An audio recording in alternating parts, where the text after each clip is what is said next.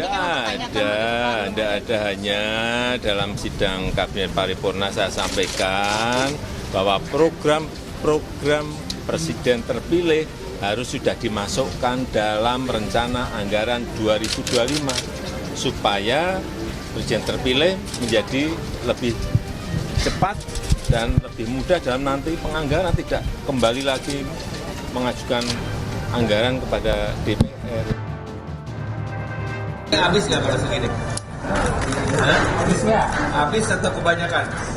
Kebanyakan. Tuh, 15.000 dianggap kebanyakan. Belum ada hasil resmi penghitungan suara Pilpres 2024 dari KPU. Program makan siang gratis yang digagas Capres-Cawapres Prabowo Subianto Gibran Rakabuming Raka sudah disimulasikan oleh pemerintahan saat ini yang dinahkodai Presiden Joko Widodo. Simulasi yang dilakukan di Kabupaten Tangerang ini dihadiri Menteri Koordinator Bidang Perekonomian Airlangga Hartarto. Airlangga bilang, simulasi dilakukan di Kabupaten Tangerang karena punya sekolah dengan 3 tipologi nasional, yakni perkotaan, pedesaan, dan pesisir. Namun, Airlangga mengaku ini merupakan inisiatif Pemkab Tangerang dengan mengajukan diri untuk melakukan simulasi. Anggarannya pun diklaim diambil dari Pemkab Tangerang. Anggaran ini dari dinas Pak Bupati. Nah, ini Pak Bupati namanya juga volunteer. Ya. Volunteer itu kan siapa yang mau mencoba program ini duluan. Sejumlah menteri di Kabinet Presiden Jokowi mengungkap program makan siang dan susu gratis ini sudah dibahas dalam rapat kabinet. Menteri Investasi Bahlil Lahadalia bahkan mengklaim anggaran negara lewat APBN 2025 akan cukup untuk membiayai program ini. Ya kita antisipasi kan bulan depan. Jadi sekarang ini antisipasi. Jadi ada model ya, ada beberapa model yang dikembangkan nanti dalam rekayasa perkiraan asumsi untuk APBN 2025. Anggarannya cukup Pak berarti dari simulasinya? Cukup lah, anggaran cukup kok ya. Padahal, di sisi lain catatan dari Menteri Keuangan Sri Mulyani, APBN 2025 akan ada defisit di rentang 2,45 hingga 2,8%. Posturnya tadi dalam range bisa diterima dengan defisit antara 2,45 sampai 2,8. Itu adalah menyangkut nanti estimasi yang jauh lebih tepat mengenai penerimaan dan belanja. Ini kan proses masih berjalan 3 bulan ke depan ya. Jadi bulan depan kita mungkin fokusnya lebih kepada pagu indikatif dan program-program prioritas seiring dengan nanti KPU sudah memutuskan siapa pemerintahan yang official memenangi pemilu. Prabowo Gibran belum berstatus pemimpin terpilih. Namun gerak cepat pemerintahan Presiden Jokowi membantu mewujudkan program makan siang gratis semakin gencar. Memang boleh.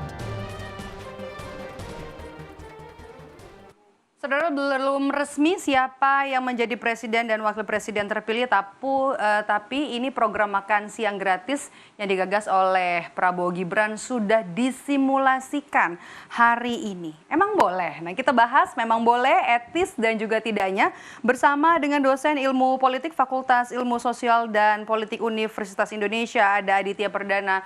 Selamat sore, Mas Adit. Catatan kritis Anda soal simulasi makan siang gratis ini. Ya, oke.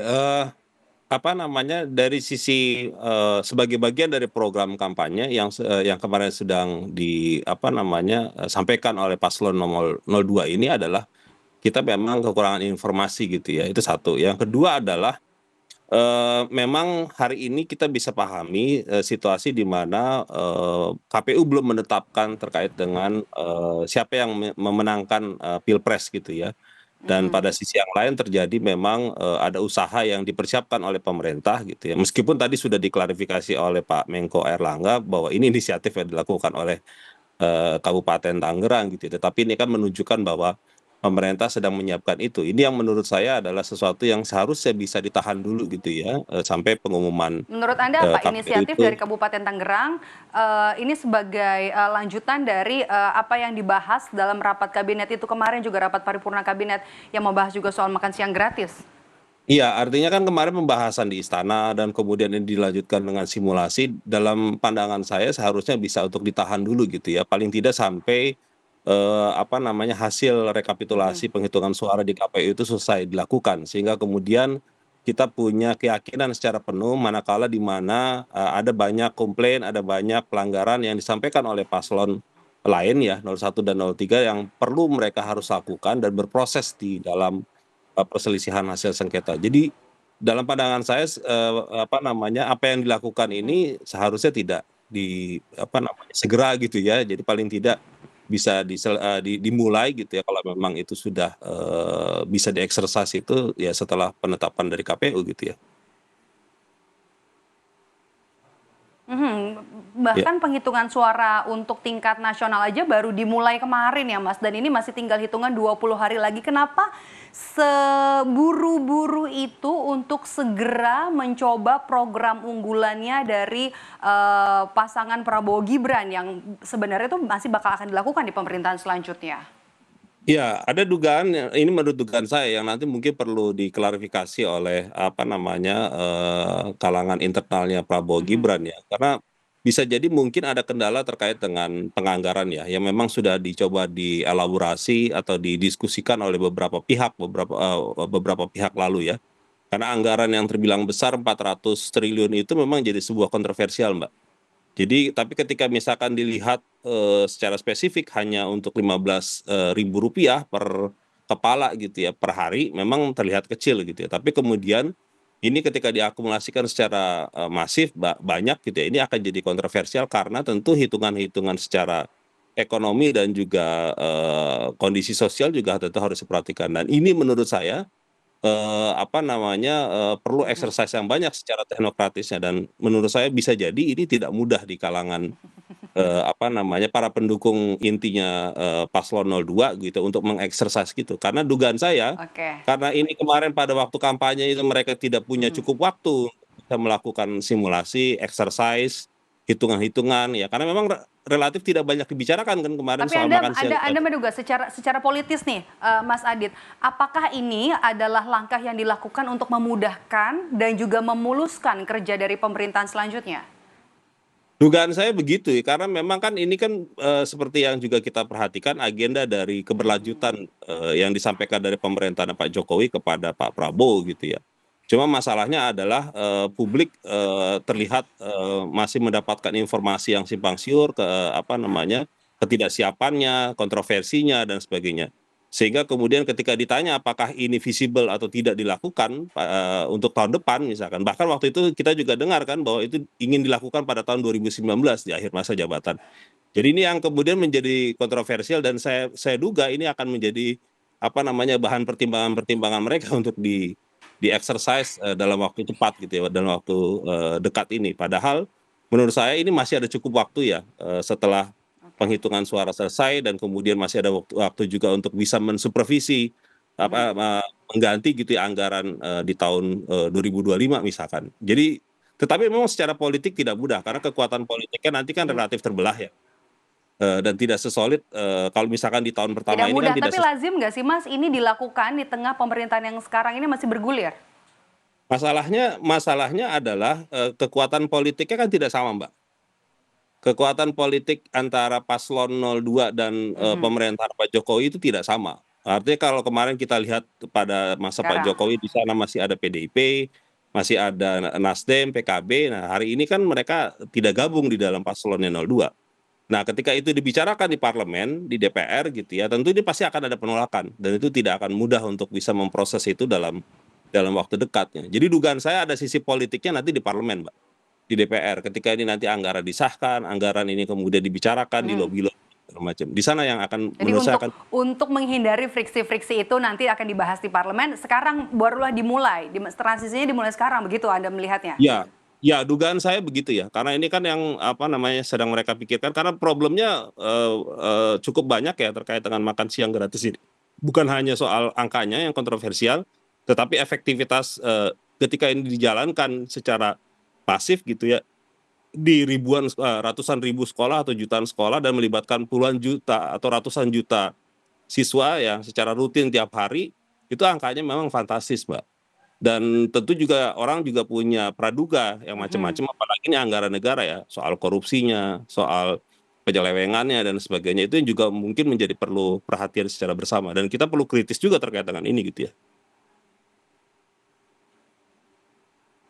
Oke, kita pindah ke parlemen nih sekarang Mas Adit. Anda membaca akan ada adu kekuatan begitu ya di parlemen, akan ada banyak tantangan-tantangan soal program makan siang gratis yang dicanangkan oleh Prabowo Gibran ini? Ya, karena dugaan saya ini kan tahun ini tentu solidaritas di parlemen kan masih punya euforia ya, terkait dengan pilpres ya. Jadi pasangan 01 dan 03 misalkan sebagai contoh tidak dinyatakan sebagai pemenang ya, tentu mereka akan punya dampak gitu ya di parlemen ketika misalkan nanti bulan Oktober terbentuk ya kekuatan parlemennya.